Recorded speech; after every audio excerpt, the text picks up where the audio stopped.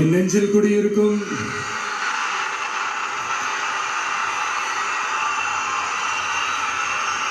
கரூர் சொந்தங்கள், உங்கள் அனைவருக்கும் என்னுடைய வணக்கம்.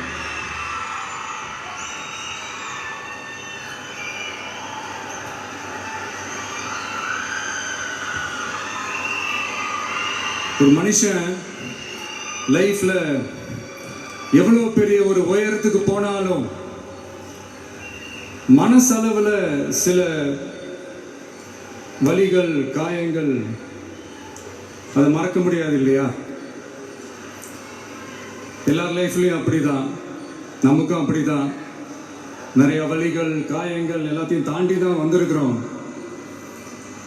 ஆனா எல்லாத்தையும் விட ரொம்ப ஜாஸ்தியான அந்த வலியும் அந்த காயமும் எனக்கு அந்த கரூர் சம்பவம் தான்.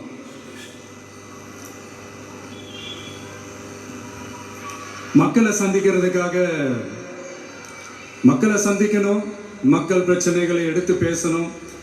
அதுக்காக தான் அந்த மக்கள் சந்திப்பு பயணத்தை தொடங்கி திருச்சி, அரியலூர், நாகப்பட்டினம், திருவாரூர், நாமக்கல், கரூர் அப்படின்னு சொல்லிட்டு போயிட்டு இருந்தோம். அரியலூர்ல அந்த மீட்டிங் முடிச்சுட்டு பெரம்பலூர் போறதுக்கு முன்னாடி அந்த பெரம்பலூர் போலீஸ் எங்களை அலர்ட் பண்ணாங்க. சரிங்க, கூட்டம் கொஞ்சம் ஜாஸ்தியா இருக்கு, லேட் ஆயிடுச்சு, வராதீங்க அப்படின்ட்டு. So we had no choice. Police சொன்னால் நம்ம அதை ஒபே பண்ணி தானே ஆகணும். அதே நேரத்தில் பெரம்பலூர் மக்களோட அந்த சேஃப்டியும் மைண்டில் எடுத்துக்கிட்டு ஒரு மன வலியோடவே திரும்ப போயிட்டோம். அதுக்கப்புறம் பெரம்பலூர் தொகுதி மக்களுக்கு மன்னிப்பும் கேட்டோம். அதே மாதிரி நாமக்கல் அந்த மீட்டிங் முடிச்சுட்டு கரூர் வரும்போது அந்த கரூர் போலீஸ் எங்களை அலர்ட் பண்ணியிருக்கலாம்ல.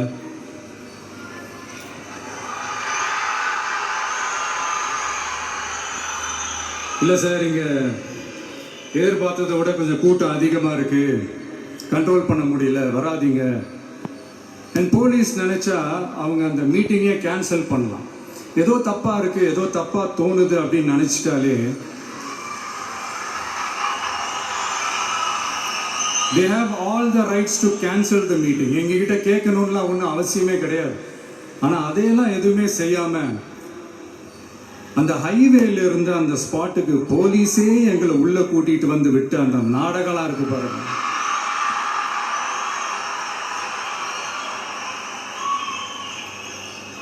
நம்பிட்டேங்க, முழுசா நம்பிட்டேன். அன்னைக்கு இருந்த அந்த கரூர் போலீஸ் பேசும்போது தேங்க்ஸ்லாம் சொன்னேன் அவங்களுக்கு. எனக்கு தெரியாது இப்படி ஒரு நாடகம் நடக்கும். இதுக்கெல்லாம் யார் காரணம்?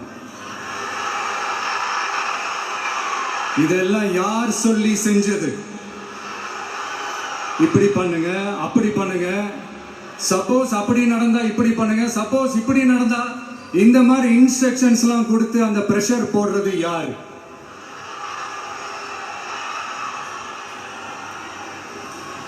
அந்த சம்பவத்தில் நம்ம யாரெல்லாம் இழந்திருக்கோம் தெரியுமா? ஒரு டிவியில என் படமோ பாட்டோ வந்துச்சுன்னா, அம்மா விஜய் மாமா, அம்மா விஜய் மாமா அப்படின்னு சொல்லி அவங்க அம்மா கிட்ட சிரிச்சுக்கிட்டு அந்த டிவி ஸ்கிரீனை போய் தொட்டு முத்தம் கொடுத்துக்கிட்டு என் அக்கா தங்கச்சிங்களோட தங்க பிள்ளைகளை இழந்திருக்கோம்யா. மழலை கூட சரியா வராதப்போ ஒரு பேப்பர் மேகசின்ல என் போட்டோவை பார்த்தா அதை சிரிச்சுக்கிட்டு அந்த கள்ளங்கவடம் இல்லாத அந்த சிரிப்பு, அந்த கடவுள் மாதிரி இருக்கிற அந்த பச்சை பிள்ளைகளை இழந்திருக்கோம்யா. என் அக்கா தங்கச்சி, அண்ணன், தம்பி, குடும்ப உறவுகளை இழந்து அந்த வலியோட இருக்கிற என்ன நீங்க ஏளனமா பேசுறீங்களா? என் மேல பழிய தூக்கி போடுறீங்களா? இப்படி ஒரு சம்பவம் நடந்துருச்சு. இது ஏன், எதனால, அதுக்கான பின்னணி என்னன்ட்டு அந்த வலியோட வீட்டுல உட்கார்ந்துட்டு இருக்கிற ஓடி ஒளிஞ்சிட்டான் வர சொல்றீங்களா? வாயின்னு முன்ன இருந்தா என்ன வேணாலும் பேசுறீங்களா?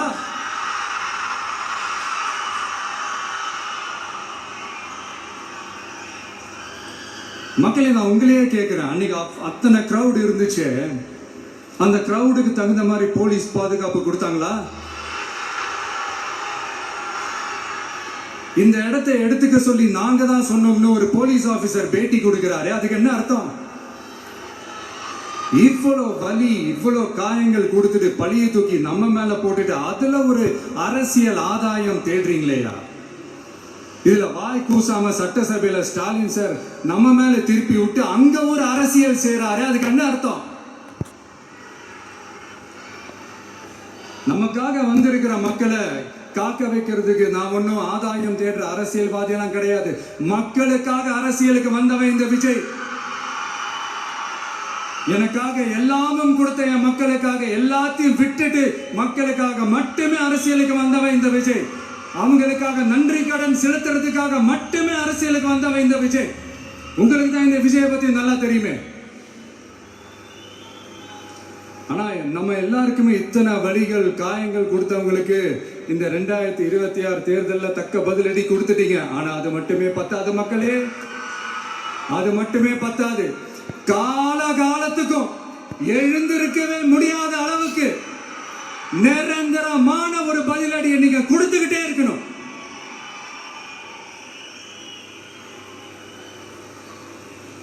இப்படி எல்லாம் பண்ணா நம்ம மக்களை விட்டு ஓடிடுவேன் நினைப்பா? யார் என்ன ஓடினாலும் நான் மக்களை விட்டு எல்லாம் ஓட மாட்டேன். அன்னைக்கும் சொன்னேன், இன்னைக்கும் சொல்றேன், நாளைக்கும் சொல்றேன், தில்லா சொல்லுவேன், கெத்தா சொல்லுவேன். பணமா ஜனமா அப்படின்னு கேட்டா என் ஜனம் தான் எனக்கு முக்கியம்.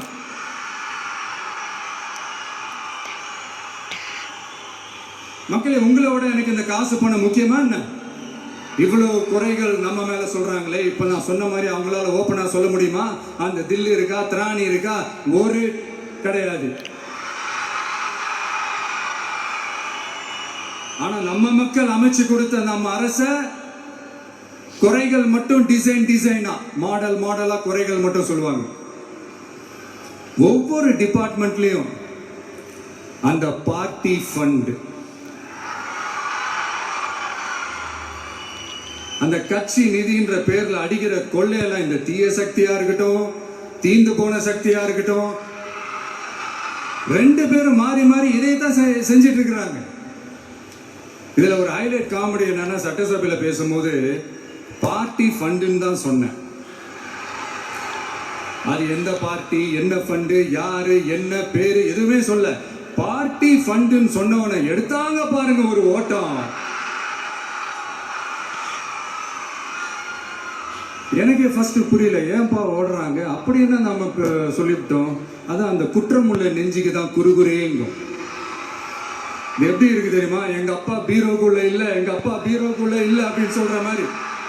ஐயோ, ஏன் கேக்குறீங்க? இவங்களோட செம்ம கூத்தா இருக்குங்க, செம்ம ஃபன்னா இருக்கு. சென்னையில ஒரு பாலம் கட்டுறதுக்காக நார்மலா ஆகிற செலவை விட அதிக செலவில், கிட்டத்தட்ட டபுள் மடங்கு செலவில் ஒரு டெண்டர் ஒன்று விட்டுருக்குறாங்க. அதையெல்லாம் தோண்டி எடுத்து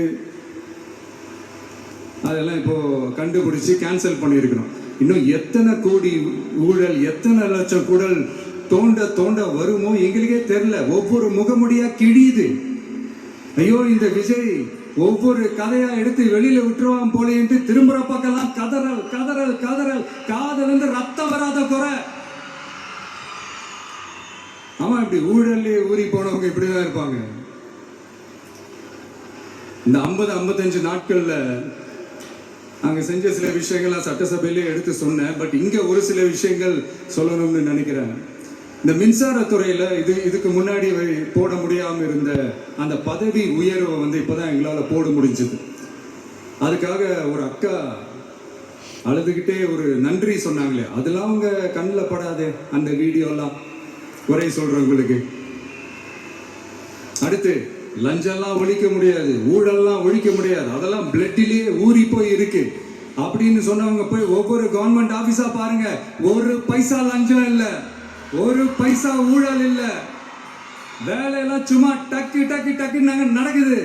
ஒரு பெரியவர் ஒருத்தர் சொல்றாரு, தம்பி வேலையெல்லாம் நடக்குது, ஆனா அதையும் தாண்டி எங்களுக்கு மரியாதை கொடுக்குறாங்க தம்பி, உட்கார வச்சுலாம் பேசுறாங்க. இதெல்லாம் இதுக்கு முன்னாடி நடந்ததே இல்லை. அவனை போய் பாரு, இவனை போய் பாரு, இந்த ஆபீசரை போய் பாருன்னு சொல்லி அலைய விடுவாங்க. இப்ப லஞ்சம் இல்லை, ஊழல் இல்லை, வேலையெல்லாம் உடனே நடக்குது. மக்கள் அப்படி ஒரு பெருமூச்சு ஒண்ணு விடுறாங்க. அதை பார்த்து நமக்கு அப்படி ஒரு ஹாப்பினஸ். இதுக்கு மேல என்ன வேணும்? ஏன் இதெல்லாம் பண்ண முடியாது? மனசுன்னு ஒண்ணு இருந்தா பண்ணலாம். இப்ப பண்ணல.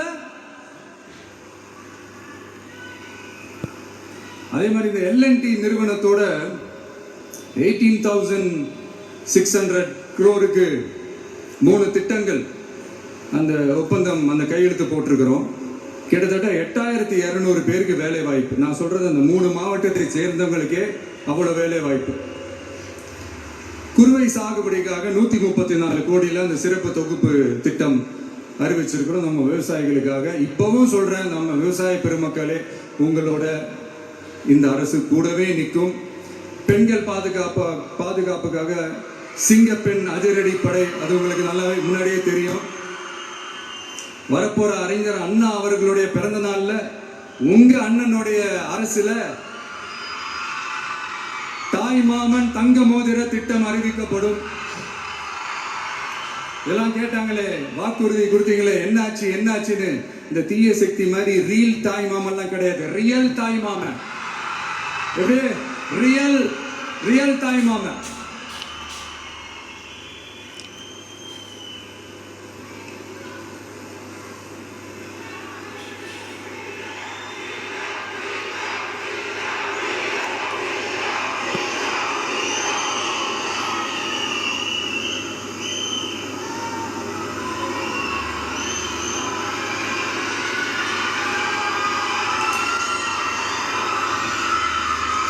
இந்த தீய சக்தியை பத்தி, அவங்க நிர்வாகத்தை பத்தி ஒரு வெள்ளை அறிக்கை ஒன்று வெளியிட்டோம்ல, அது ஷார்ட் அண்ட் ஸ்வீட்டா சொல்லணும்னா, ஒரு ஓட்ட பாத்திரத்துக்குள்ள தண்ணி ஊத்திக்கிட்டே இருந்திருக்கிறாங்க. பாத்திரம் எம்டியாவே இருந்திருக்கு, ஆனா ஊத்தின தண்ணி தான் எங்க போச்சுன்னு தெரியல. கடவுளுக்கு தான் வெளிச்சு. அது மாதிரி இப்போ நம்ம சொன்னதெல்லாம் சும்மா ஒரு சாம்பிள் தான். இன்னும் வரப்போகிற நாட்களில் உங்கள் அரசனுடைய அந்த விஸ்வரூபத்தை நீங்கள் பார்ப்பீங்க. அடுத்து வாயத்தொடங்க சிஎம். அடாடா, பேசுங்கன்றீங்க, பேசுனா எந்திரிச்சு ஓடிடுறீங்க. இனிமேல் பேச ஆரம்பிக்கிறதுக்கு முன்னாடி என்ன பண்ணணும் அப்படின்னா, ஒரு நண்பர் ஒருத்தர் சொன்னார், மாண்புமிகு பேரவைத் தலைவர் அவர்களே, எல்லா டோரையும் இழுத்து லாக் பண்ணுங்க அப்படின்னு சொல்லிட்டு தான் பேச்ச ஆரம்பிக்கணும் போல். ஏன்னா பேசிக்கும் போது எந்திச்சு ஓடிடுறாங்க. 5 நிமிஷம் பேசுனதுக்கே குளத்தூர்ல கொத்து பரோட்டா போட்டாங்க. இதுக்கு மேல பேசினா மொத்தமா முடிஞ்சிடும், பாத்துக்கங்க. நாம அரசியல் பேசினா விஜயெல்லாம் அரசியல் பேசலாமா அப்படிங்கிறது. சரிப்பா, நமக்கு எதுக்கு வந்து நம்ம பாட்டுக்கு நம்ம வேலையை பார்ப்போம், எதுக்கு அவங்கள பத்தி பேசிக்கிட்டு அப்படின்னு இருந்தா விஜய்க்கு அரசியலே பேச தெரியல அப்படிங்கிறது. இப்படியே மாறி மாறி மேகதாது அணையை பத்தி என்ன தெரியும், விஜய் அதை பத்தி பேசல. இப்படி நம்ம அரசியலுக்கு வந்ததுலேருந்தே ஒரு கூட்டம் குறை மேல குறையா சொல்லிக்கிட்டு, பாட்டுக்கு பாட்டு கச்சேரி எங்களுக்கும் பண்ண தெரியும், பண்ணலாமா? இந்த மேகதாது சம்பந்தமான அந்த வழக்குல தமிழ்நாட்டோட பெட்டிஷனை சுப்ரீம் கோர்ட் எப்போ ரிஜெக்ட் பண்ணுச்சு? அப்ப யார் ஆட்சியில் இருந்தா? ஏன் ஒழுங்கா வாதாடல? நீங்க ஒழுங்கா வாதாடி இருந்தீங்கன்னா அதை ரிஜெக்ட் பண்ணியிருக்க மாட்டாங்கல்ல. ஏன் ஸ்டாலின் சார் வேணும்னே விட்டுட்டாரா? ஏன் இப்படிலாம் கேள்வி கேட்கலாமா? இப்படிலாம் கேள்வி கேட்டாதான் மேகதாது அணையை பத்தி பேசுனதா அர்த்தமா? ஏன் அந்த ஸ்டேட் சிஎம் பேசுறாரு, நீங்க ஏன் பேசல? அப்படின்னா நம்ம ஸ்டேட்டோட உரிமையை எங்க நிலைநிறுத்தணுமோ அதுக்காக வேலை பார்க்கறது மட்டும்தான் முக்கியம். சும்மா சவால் விட்டுக்கிட்டு சீண்டி பார், நான் யார் தெரியுமா, தொட்டு பார், இப்படிலாம் பேசிக்கிட்டு இருந்தா வேலைக்கு ஆகாது. சும்மா பேசி பேசி பிரச்சனையை வளர்த்துக்கிட்டு யார் மேலே அது பழியை தூக்கி போட்டுட்டு அப்புறம் மக்களை அம்புன்னு தெருவில் விட்டுட்டு இப்படிதான் ஒரு அரசியல் பண்ணணும்னா அந்த அரசியல் நமக்கு தேவையும் இல்லை, அதை நம்ம செய்யவும் போறதில்லை. Talk less work more mode தான், அதுதான் நம்ம பாலிசியே. அதனாலதான் சட்டசபையில் அந்த அரசினர் தீர்மானம்னு சொல்லி ஒன்று கொண்டு வந்தோம். அது எப்படி டு டேக் இட் ஃபார்வர்ட், எப்படி கொண்டு போகணுமோ அதை சரியா செய்வோம். சென்ட்ரல் கவர்மெண்ட்லேருந்து அந்த டீலிமிட்டேஷனை திரும்ப கொண்டு வர போறதா ஒரு பேச்சு ஒன்று அடிபடுது. யார் என்ன டீலிமிட்டேஷன் கொண்டு வந்தாலும் தமிழ்நாடு அது ஒத்துக்காது. நமக்கான இடத்தை யாரும் பறிக்கவும் முடியாது, அது பறிக்கவும் விட மாட்டோம். இப்படி நாம இருக்கும்போது இந்த தீய சக்தி திமுக எங்க போய் நிக்குது, யார் கதவை தட்டிக்கிட்டு நிக்குது, அது உங்களுக்கே நல்லா தெரியும். மக்களே, இந்த தீய சக்தியும் தீந்து போன சக்தியும் வேற வேறலாம் இல்லை, கூட்டு களவாணிங்க. சொல்ல முடியுமா அவங்களால? இவங்களுக்குள்ள ஒட்டும் இல்லை, உறவும் இல்லை, அறிவிக்க முடியுமா? நிரூபிக்க முடியுமா? இந்த வரப்போற இடைத்தேர்தல் அதை நிரூபிச்சு காட்டுங்க, அப்புறமா பேசுங்க. மக்களை, என் மனசை விட்டு கரூர் எப்பவும் நீங்கவே நீங்காது. நமக்கு ஏற்பட்ட வேதனையான சம்பவத்தை, நமக்கு எதிராக நடந்த சதிய சூழ்ச்சிய இனி வர்ற ஜெனரேஷனும் அவங்களுக்கு தெரியப்படுத்தணும்ல. அதுக்காகவே இனி ஒரு அரசியல் சதிய, அரசியல் சூழ்ச்சிய யாரும் யோசிக்கவே கூடாதுன்றதுக்காகவே கரூர்ல ஒரு நினைவு சின்னத்தை நம்ம டிவிகே சார்பா அமைக்கப்படும் அப்படின்றத அறிவிக்கிறோம். அப்புறம் கரூர்ல இருந்து ஒட்டுமொத்த தமிழ்நாட்டு மக்களுக்கும் சொல்றேன், உங்க டிவிக்கு அரசு உங்களுக்காகத்தான் உழைக்கும். அடிப்படை வசதிகளை முதல்ல நிறைவேற்றணும். ஒரு பக்கம் நிதி நிலைமையை சரி செஞ்சுக்கிட்டு, இன்னொரு பக்கம் அப்படியே நாம சொன்னதுல ப்ரையாரிட்டி பார்த்து ஒவ்வொன்றா படிப்படியா நிறைவேற்ற ட்ரை பண்ணுவோம். இது எப்பவும் உங்களுக்கான அரசா தான் இருக்கும். இந்த விஜய் உங்க விஜயா தான் இருப்பான். நீங்க உரிமையோட உங்க கவர்மெண்ட்டை நீங்க அணுகலாம். இந்த தீய சக்தி ஆட்சி முடிஞ்சு பொட்டிக்குள்ள போனதுல இருந்து என்னென்னமோ பண்றாங்க, ஏதோ பேசுறாங்க, சோஃபாங்கிறாங்க, வாஷிங் மிஷினுங்கிறாங்க. இந்த அரசியல் வியாபாரம் பண்றதுக்கான அந்த வெண்டிங் மிஷினே அவங்க தான். யாரு? இந்த திமுக. இதுல நம்மளை பார்த்து வாஷிங் மிஷினுங்கிறாங்க. எலெக்ஷன்ல ஓட்டுக்கு காசு கொடுக்கிற அந்த கலாச்சாரத்தை, அந்த கல்ச்சரை அடிச்சு நொறுக்கி இருக்கிறோம். எலெக்ஷன்லயே அப்படி வேலை பார்த்த நாம, நமக்கு எதுக்கு இந்த குதிரை, கழுதை, ஒட்டக பேரெல்லாம்? மக்களின் பக்கம் அப்படி இருக்கும்போது நமக்கு எதுக்கு இந்த பேரெல்லாம்? இந்த திருட்டு திமுக ஆட்சியை வச்சுக்கிட்டு ஊரடிச்சு ஒலையில போட்டு இந்த கொள்ளையை அடிச்சதுனாலதான் உங்க கரூர் கம்பெனி ஓனர் ஒருத்தர் எங்க எங்க இருக்காருன்னு தெரியாம ஓட்டு ஓட்டு ஓட்டு ஓட்டு ஓட்டு ஓட்டு ஓட்டு ஓட்டு வராம் பாரு வேட்டக்காரன் ஓடினே இருக்கிறாரு. இன்னொருத்தர் ஃபாரின்ல போய் ஒளிஞ்சுக்கிட்டாரு. ஃபாரின் ஸ்டாலின் சார் நினைச்சிட போறீங்க, அவர் இல்ல. எனக்கு எப்பவுமே ஸ்டாலின் சார் மேல ஒரு தனி பாசம் ஒண்ணு உண்டு. அவர் கிடையாது, இவர் வேற. சிங்கப்பூருக்கு செக்கப்புக்கு போனார்ல அவரு. இன்னும் தோண்ட தோண்ட எத்தனை பேர் மாட்ட போறாங்களோ தெரியல. உங்ககிட்ட யாராவது லஞ்சம் ஏதாவது கேட்டாங்கன்னா கொடுக்க முடியாது சொல்லுங்க, நான் இருக்கேன் உங்களோட. அப்படியே யாராவது ஃபோர்ஸ் பண்ணாங்கன்னா, இது எங்க மகன், எங்க புள்ள, எங்க அண்ணன், எங்க தம்பி, எங்க விஜய், எங்க விஜயோட ஆட்சின்னு ஸ்ட்ராங்கா சொல்லுங்க. மக்களை, நீங்க கூட இருக்கும் போது லஞ்ச ஊழல் மட்டும் இல்ல, அதிகாரத்தை வச்சு ஆட்டம் போடுற யாரா இருந்தாலும் அடங்கிடுவாங்க. இந்த கடமை, கண்ணியம், கட்டுப்பாடுன்ட்டு ஒரு காலத்துல கொள்கையோட இருந்த கட்சியெல்லாம் இன்னைக்கு எப்படி இருக்கான்னு உங்களுக்கே தெரியும். அதாவது இந்த டிவிகே கட்சியோட தலைவரை எதிர்க்கிறதுல ஒரு நியாயம் இருக்கு. ஏன்னா உங்க பொழப்புல மண்ணள்ளி போட்டான். என்ன இந்த ஊழல் லஞ்சம்லாம் பண்ண மாட்டேன்னு சொல்லி உங்க அரசியலே ஒரு தெருமுனைக்கு கொண்டாந்து விட்டான். மக்கள் வேற அவனை தான் நம்புறாங்க. ஸோ இந்த விஜயை எதிர்க்கிறதுல ஒரு அரசியல் நியாயம் இருக்குது, அது புரிஞ்சுக்கலாம். ஆனா இன்னைக்கு இந்த விஜய மக்கள் ஓட்டு போட்டு ஜெயிக்க வச்சு ஒரு தீர்ப்பை கொடுத்து மக்களுக்காக வேலை செய்யறதுக்காக முதலமைச்சரா உட்கார வச்சிருக்கிறாங்க. என்னமோ இன்னமும் நீங்க தான் ஆட்சியில் இருக்கிற மாதிரி. விஜய் கரூருக்கெல்லாம் போகக்கூடாது, விஜய் இங்க போகக்கூடாது, அது செய்யக்கூடாது, இது செய்யக்கூடாதுன்னு எனக்கு புரியலையே. ஆட்சியில் இருக்கும் போது தான் இவ்வளவு கட்டுப்பாடெல்லாம் போட்டீங்க, SOPs எல்லாம் போட்டீங்க, ஸ்டாலின் சார் ஆப்ரேட்டிங் ப்ரொசீஜர்லாம் போட்டீங்க. இப்போ அதே பண்ணிட்டு இருந்தீங்கன்னா என்ன சார் நியாயம்? இல்லை, நான் தெரியாம தான் கேட்குறேன். இன்னும் கனவுலையே இருக்கிறீங்களா? முதல்ல முழிச்சு வாங்க, ரியாலிட்டிக்கு வாங்க. உங்க ஆட்சியெல்லாம் வீட்டுக்கு போய் டிவிக்கேன்னு ஒரு ஆட்சி வந்து ரொம்ப நாள் ஆச்சு. ஒழுங்கா படி என்று சுப்ரீம் கோர்ட் ஓங்கி மண்டேலியே நறுக்கி நறுக்கி நறுக்கு என்று செம்மட்டியாலே அடிச்சும் இந்த திமுக முழிச்சிக்கல அப்படின்னா அப்ப கொஞ்சம் கஷ்டம்தான். வெற்றி தோல்வி எல்லாம் அரசியல சகஜம் சார். அதுக்காகலாம் வெறி பிடிச்சி இந்த பதவி வெறி பிடிச்செல்லாம் அலைய தேவையில்லை. நல்ல விதமாவே சொல்றேன், நியாயமான அரசியல் பண்ணுங்க. ஓ, அதுதான் உங்களுக்கு தெரியாதுல்ல. இந்த தீய சக்தி திருத்தவும் முடியாது, அவங்களா திருந்துவாங்கன்னு பார்த்தா அதுவும் நடக்க போறதில்ல.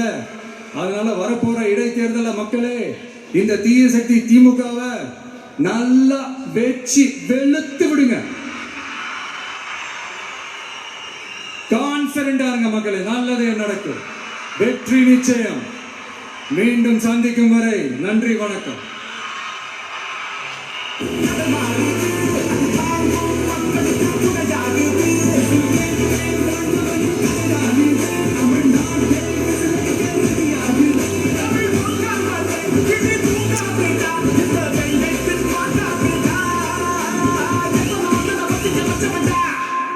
நான் தன்னந்தனியாளு, நீ நம்ம